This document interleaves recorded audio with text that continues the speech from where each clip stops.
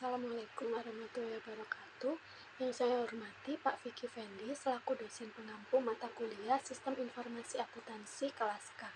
Izinkan kami dari kelompok 4 akan memaparkan materi bab 10 mengenai kontrol dan akuntansi sistem informasi. Sebelum itu, perkenalkan anggota kelompok kami.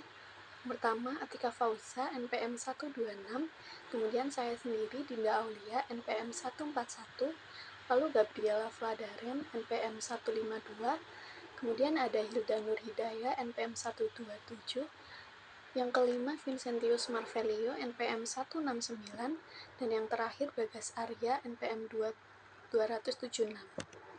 Materi pertama yaitu kontrol konsep. Pengendalian internal adalah proses yang diterapkan untuk memberikan keyakinan memadai bahwa tujuan pengendalian telah tercapai. Pengendalian internal adalah suatu proses karena meresapi aktivitas operasi organisasi dan merupakan bagian integral dari kegiatan manajemen. Pengendalian internal memberikan jaminan yang memadai bahwa jaminan yang lengkap sulit dicapai dan sangat mahal. Selain itu, sistem pengendalian internal memiliki keterbatasan yang melekat seperti kerentanan terhadap kesalahan sederhana dan kesalahan penilaian dan pengambilan keputusan yang salah, lalu pengabaian manajemen, dan kolusi. Nah, pengendalian internal seringkali dipisahkan menjadi dua kategori. Yang pertama, pengendalian umum memastikan lingkungan pengendalian organisasi stabil dan dikelola dengan baik. Contohnya termasuk keamanan seperti infrastruktur IT dan pengendalian akuisisi, pengembangan, dan pemeliharaan perangkat lunak. Lalu yang kedua, pengendalian aplikasi, mencegah, mendeteksi, dan memperbaiki kesalahan transaksi serta penipuan pada program aplikasi. Mereka prihatin dengan keakuratan, kelengkapan, validitas, dan otorisasi data yang ditangkap, dimasukkan, diproses, disimpan, dikirim ke sistem lain, dan dilaporkan. Selanjutnya, kerangka kerja kontrol. Tata kelola atau EDM yaitu mengevaluasi, mengarahkan, dan memantau. Mengevaluasi pilihan strategis, mengarahkan pilihan yang dipilih, dan memantau pencapaian strategi.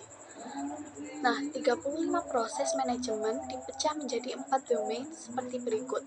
Yang pertama, APO atau menyelaraskan, merencanakan, dan mengatur, yaitu organisasi, strategi, dan kegiatan pendukung untuk IT. Lalu yang kedua ada BAI atau membangun, memperoleh, dan menerapkan, definisi, akuisisi, dan implementasi solusi IT. Yang ketiga, DSS atau pengiriman layanan dan dukungan, pengiriman operasional dan dukungan layanan IT. Lalu yang terakhir adalah MEA atau memantau, mengevaluasi, dan menilai, pemantauan kinerja dan kesesuaian IT. Baik, materi selanjutnya yaitu the control environment. Ini adalah fondasi bagi semua komponen pengendalian internal, karena hal ini mempengaruhi bagaimana organisasi menetapkan strategi dan tujuan, menyusun aktivitas bisnis, dan lain-lain. Ada beberapa aspek. Yang pertama ada manajemen filosofi, operating style, and risk appetite. Risk appetite ini adalah jumlah resiko yang bersedia diterima oleh perusahaan untuk mencapai tujuan dan sasarannya. Yang kedua yaitu komponen integrity, ethical value, and kompetensi. Jadi organisasi ini memerlukan budaya yang menekankan integritas dan komitmen terhadap nilai-nilai etika dan kepatuhan. Nah, perusahaan ini perlu mendukung integritas dengan cara yang pertama mengembangkan kode etik tertulis, yang kedua menerapkan proses untuk menggunakan kode etik perusahaan, dan lain-lain. Aspek selanjutnya yaitu internal control oversight by the board of direction. Jadi dewan direksi ini terlibat mewakili para pemegang saham dan memberikan tinjauan independen terhadap manajemen yang bertindak sebagai check and balance atas tindakannya. SOX ini mewajibkan perusahaan publik untuk memiliki komite audit yang terdiri dari anggota direksi dari luar dan independen. Selanjutnya yaitu organizational struktur. Jadi struktur organisasi perusahaan ini menyediakan kerangka kerja untuk merencanakan, melaksanakan, mengendalikan, dan memantau operasi. Aspek-aspek penting dari struktur organisasi meliputi sentralisasi atau desentralisasi wewenang, hubungan pelaporan, organisasi berdasarkan industri, lini produk, lokasi atau jaringan pemasaran, dan lain-lain. Aspek yang selanjutnya yaitu method of assigning authority and responsibility. Jadi wewenang dan tanggung jawab diberikan dan dikomunikasikan dengan menggunakan uraian tugas-tugasnya. pelatihan karyawan, jadwal operasi, anggaran, kode etik, serta kebijakan dan prosedur tertulis. Selanjutnya yaitu external influence. Jadi pengaruh eksternal ini mencakup persyaratan yang diperlukan oleh bursa efek, FASB, PCAOB, dan SIC. Hal ini juga mencakup persyaratan yang diperlakukan oleh badan pengatur seperti persyaratan untuk bank, utilitas, dan perusahaan asuransi. Nah, aspek yang terakhir yaitu human resource standard that attract, develop, and retain competent individual. Jadi kebijakan dan praktik sumber daya manusia atau SDM yang mengatur kondisi kerja, insentif kerja, dan peningkatan karir dapat menjadi kekuatan yang kuat dalam mendorong kejujuran, efisien, dan layanan yang lokal. Kebijakan SDM harus menyampaikan tingkat keahlian, kompetensi, perilaku etis, dan integritas yang dibutuhkan. Di sini terdapat beberapa hal yang perlu diperhatikan. Yang pertama, plan and prepare for succession. Jadi direksi dan manajemen ini harus membuat rencana dan mempersiapkan agar manajemennya sukses. Yang kedua, hiring. Jadi karyawan ini harus dipekerjakan berdasarkan latar belakang pendidikan, pengalaman, prestasi, kejujuran, integritas, dan memenuhi persyaratan pekerjaan. Yang ketiga yaitu compensating, evaluating, and promoting. Jadi gaji yang adil dan insentif bonus yang sesuai membantu memotivasi dan memperkuat kinerja karyawan. Jadi karyawan ini juga harus diberikan penilaian kinerja secara berkala untuk membantu mereka mengevaluasi apa kekuatan dan kelemahan mereka. Dan promosi juga harus didasarkan pada kinerja dan kualifikasi. Selanjutnya yaitu training. Program pelatihan harus mengajarkan kepada karyawan baru tentang tanggung jawab mereka. Selanjutnya yaitu managing disgruntled employee. Jadi perusahaan memerlukan prosedur untuk mengidentifikasi karyawan yang tidak puas dan membantu mereka mengatasi perasaan mereka atau mengeluarkan mereka dari pekerjaan. Selanjutnya itu discharging atau pemecatan. Karyawan yang diberhentikan harus segera dipindahkan dari pekerjaan dan tidak diberi akses ke sistem informasi. Selanjutnya yaitu vacation dan retention of duties. Jadi skema fraud ini membutuhkan pelaku untuk terus-menerus bekerja akan terbongkar ketika pelaku mengambil cuti dan perlu adanya rotasi dari pekerjaannya. Yang terakhir yaitu confidentiality agreements and vitally bonds insurance. Jadi semua karyawan, supplier, dan kontraktor itu harus menandatangani dan mematuhi perjanjian kerahasiaan. Oke, selanjutnya ada risk assessment and risk response atau penilaian risiko dan respon risiko. Jadi, manajemen bertanggung jawab untuk mengidentifikasi dan menilai ancaman yang dihadapi perusahaan. Manajemen harus mengidentifikasi dan menganalisis risiko untuk menentukan bagaimana risiko tersebut harus dikelola. Mereka juga harus mengidentifikasi dan menilai perubahan yang dapat berdampak signifikan pada sistem pengendalian internal. Risiko dari ancaman yang teridentifikasi dinilai dengan beberapa cara berbeda. Yang pertama ada kemungkinan, dampak positif dan negatif, dan secara individual dan juga berdasarkan kategori. Dampaknya pada unit organisasi lain dan secara inheren dan juga secara residual. Jadi risiko inheren di sini adalah kerentanan sekumpulan akun atau transaksi terhadap masalah pengendalian yang signifikan jika tidak ada pengendalian internal. Dan risiko residual adalah risiko yang tetap ada setelah manajemen meletakkan pengendalian internal atau respon lain terhadap risiko. Jadi perusahaan harus menilai risiko inheren, mengembangkan respon, dan baru kemudian menilai risiko individual, residual. Nah, selanjutnya, bagaimana manajemen dapat menanggapi risiko dengan salah satu dari 4 cara berikut. Yang pertama adalah reduce atau mengurangi kemungkinan dan dampak risiko dengan menerapkan sistem pengendalian internal yang efektif. Yang kedua ada stop. Jadi stop ini adalah terima kemungkinan dan juga dampak risikonya. Selanjutnya ada share. Share adalah berbagi atau membagi risiko atau mentransfernya ke orang lain dengan membeli asuransi, melakukan outsourcing, suatu kegiatan, dan juga atau melakukan transaksi lindung nilai. Dan yang terakhir ada avoid. Jadi avoid di sini adalah menghindari risiko dengan tidak terlibat dalam aktivitas yang menimbulkan risiko. Hal ini memungkinkan memerlukan perusahaan menjual divisi, keluar dari lini produk, ataupun tidak melakukan ekspansi seperti yang diantisipasi.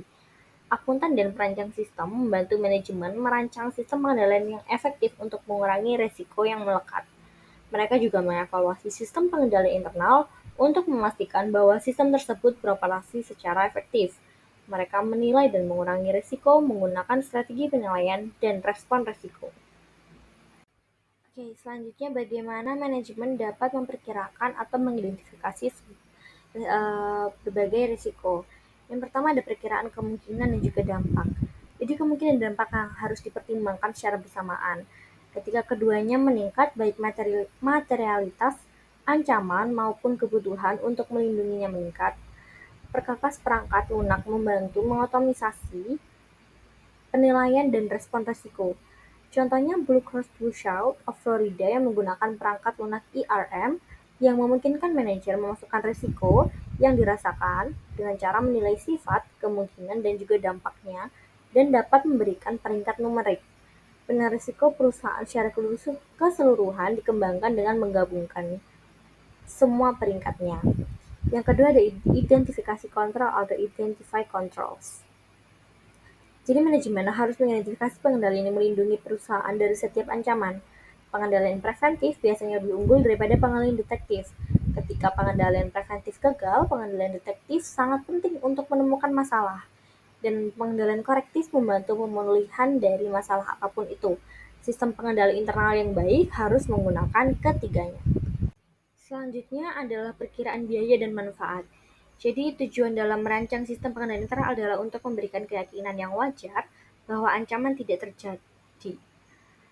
Tidak ada sistem pengendalian yang memberikan perlindungan yang sangat baik terhadap semua ancaman karena memiliki terlalu banyak kontrol yang akan memakan biaya yang mahal dan akan berdampak negatif pada efisiensi operasional. Sebaliknya, jika kontrol yang ada terlalu sedikit, maka akan berdampak negatif pada efisiensi operasional. Pengendalian internal tidak akan memberikan keyakinan yang memadai. Salah satu cara untuk memperkirakan nilai pengendalian internal melibatkan perkiraan kerugian, yaitu hasil perkalian matematis dari dampak dan kemungkinan, yaitu perkiraan kerugian sama dengan dampak dikalikan kemungkinan. Nah, selanjutnya nilai prosedur pengendalian adalah perbedaan antara kerugian yang diharapkan dengan prosedur pengendalian dan kerugian yang diharapkan tanpa prosedur pengendalian. Nah, yang keempat ada menentukan efektivitas biaya atau manfaat. Jadi dalam mengevaluasi pengendalian internal, manajemen harus mempertimbangkan faktor-faktor lain selain yang ada dalam perhitungan biaya atau manfaat yang diharapkan. Misalnya, jika suatu mengancam keberadaan organisasi, biaya tambahannya dapat dilihat sebagai premi asuransi kerugian besar. Nah, yang terakhir adalah implement control or accept, share, or avoid the risks. Jadi, melakukan pengendalian atau terima, berbagi, dan juga hindari resiko. Pengendalian yang hemat biaya harus diterapkan untuk mengurangi risiko. Risiko yang tidak dikurangi harus diterima, dibagi, atau dihindari. Risiko dapat diterima jika berada dalam rentang toleransi risiko perusahaan. Contohnya adalah risiko dengan kemungkinan dan dampak kecil. Respon untuk mengurangi atau membagi risiko membantu membawa risiko sisa ke dalam kisaran toleransi yang dapat diterima. Perusahaan mungkin memilih untuk menghindari risiko ketika tidak ada cara yang hemat biaya untuk membawa risiko ke kisaran toleransi risiko yang dapat diterima. Baik, materi berikutnya adalah control activities, yakni sebuah prosedur ataupun aturan yang memberikan jaminan yang wajar bahwa kegiatan pengendalian telah terpenuhi dan manajemen risiko telah dilakukan. Sebuah tanggung jawab manajer untuk mengembangkan sistem yang aman dan terkontrol secara memadai. Manajemen harus memastikan bahwa yang pertama sistem kontrol yang dipilih dapat digunakan dan dikembangkan untuk membantu mengurangi risiko ke tingkat yang rendah. Kemudian yang kedua, sistem kontrol yang dipilih itu dapat dikembangkan melalui teknologi. Dan yang ketiga, pengendalian dilaksanakan dan diikuti sesuai dengan kebijakan dan prosedur perusahaan. Ada beberapa prosedur yang bisa dilakukan untuk melakukan control activities. yakni yang pertama ada proper authorization of transaction and activities, yakni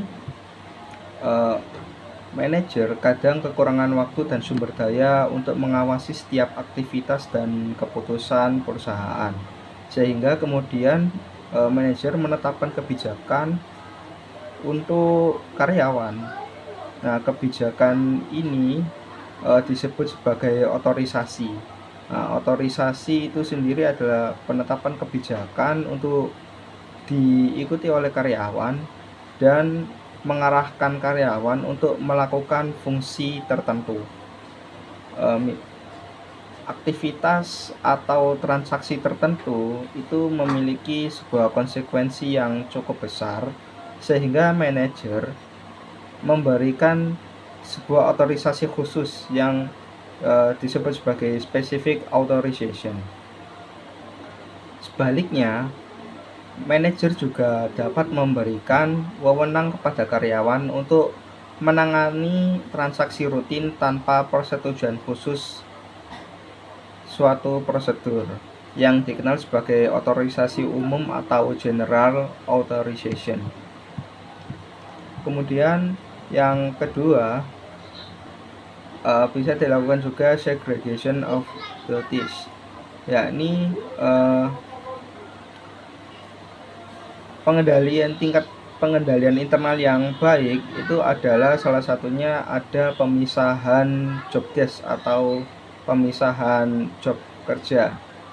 Nah, pemisahan ini sendiri terbagi menjadi dua, yakni pemisahan untuk accounting duties, dan yang kedua yakni lebih pemisahan sistem duties atau pemisahan sistem. Ada beberapa prosedur yang bisa dilakukan untuk melakukan control activities, yakni yang pertama ada proper authorization of transaction and activities, yakni manajer kadang kekurangan waktu dan sumber daya untuk mengawasi setiap aktivitas dan keputusan perusahaan, sehingga kemudian manajer menetapkan kebijakan untuk karyawan. Nah, kebijakan ini disebut sebagai otorisasi. Nah, otorisasi itu sendiri adalah penetapan kebijakan untuk diikuti oleh karyawan dan mengarahkan karyawan untuk melakukan fungsi tertentu. Aktivitas atau transaksi tertentu itu memiliki sebuah konsekuensi yang cukup besar, sehingga manajer memberikan sebuah otorisasi khusus yang disebut sebagai specific authorization. Sebaliknya, manajer juga dapat memberikan wewenang kepada karyawan untuk menangani transaksi rutin tanpa persetujuan khusus suatu prosedur yang dikenal sebagai otorisasi umum atau general authorization. Kemudian yang kedua, bisa dilakukan juga segregation of duties, yakni tingkat pengendalian internal yang baik itu adalah salah satunya ada pemisahan job desk atau pemisahan job kerja. Nah, pemisahan ini sendiri terbagi menjadi dua, yakni pemisahan untuk accounting duties, dan yang kedua yakni lebih pemisahan sistem duties atau pemisahan sistem. Baik, berikutnya ada fungsi operasi. Fungsi ini atau operator komputer menjalankan software komputer perusahaan dan memastikan bahwa data diproses, dimasukkan dengan benar sehingga menghasilkan output yang dibutuhkan. Kemudian berikutnya ada fungsi data storage atau penyimpanan data. Fungsi ini bertanggung jawab untuk menyimpan dan memelihara secara fisik basis data, file, atau program komputer perusahaan. Kemudian ada fungsi users. Fungsi ini bertugas untuk mencatat transaksi, memberi otorisasi untuk memproses data, memiliki akses ke data perusahaan, dan menghasilkan output sistem. Fungsi ini juga bertanggung jawab untuk menjaga keamanan data. Kemudian fungsi yang terakhir yakni fungsi manajemen. Fungsi ini bertanggung jawab atas semua aspek perusahaan termasuk sistem informasinya. Karena manajemen puncak memiliki banyak tanggung jawab dan mungkin bukan ahli sistem informasi, mereka dapat mempekerjakan orang berbeda untuk membantu pekerjaannya. Beberapa contoh tim manajemen yang dapat digunakan meliputi yakni tim administrasi, sistem administrasi, kemudian manajemen jaringan, manajemen keamanan, manajemen perubahan atau change management, dan yang terakhir data control. Oke, selanjutnya ada aktivitas kontrol. Aktivitas pengendalian adalah kebijakan, prosedur, dan aturan yang memberikan jaminan yang wajar bahwa tujuan pengendalian terpenuhi dan respon risiko dilaksanakan. Merupakan tanggung jawab manajemen untuk mengembangkan sistem yang aman dan terkendali secara memadai. Manajemen harus memastikan bahwa ada 3. Pertama, kontrol dipilih dan dikembangkan untuk membantu mengurangi risiko ke tingkat yang dapat diterima. Yang kedua, kontrol umum yang dapat dipilih dan dikembangkan atas teknologi. Yang ketiga, aktivitas pengendalian dilaksanakan dan diikuti sebagaimana disiapkan dalam kebijakan dan prosedur perusahaan. Petugas keamanan informasi dan staf operasi bertanggung jawab untuk memastikan bahwa prosedur pengendalian diikuti. Nah, selanjutnya ada prosedur pengendalian terbagi dalam beberapa kategori berikut. Ada 7 kategori. Yang pertama, ada otorisasi yang tepat atas transaksi dan aktivitas. Yang kedua, ada pemisahan tugas. Yang ketiga, ada kontrol pengembangan dan akuisisi proyek. Yang keempat, ada kontrol manajemen perubahan. Yang kelima, ada desain dan penggunaan dokumen dan catatan. Yang keenam, ada menjaga keamanan aset, catatan, dan data. Yang ketujuh, pemeriksaan independen terhadap kinerja. Oke, di sini kita selanjutnya membahas tentang salah satu prosedur pengendalian terbagi dalam beberapa kategori tadi. Yang pertama di sini ada otorisasi yang tepat atas transaksi dan aktivitas. Nah, karena manajemen tidak memiliki waktu dan sumber daya untuk mengawasi setiap aktivitas dan keputusan perusahaan, manajemen menetapkan kebijakan yang harus diikuti oleh karyawan dan kemudian memberdayakan mereka. Pemberdayaan ini yang disebut otorisasi merupakan prosedur pengendalian yang penting. Otorisasi sering dikomunikasikan dengan mendatatangani, menginisialisasi, dan memasukkan kode otorisasi pada dokumen atau catatan. Sistem komputer dapat merekam tanda tangan digital.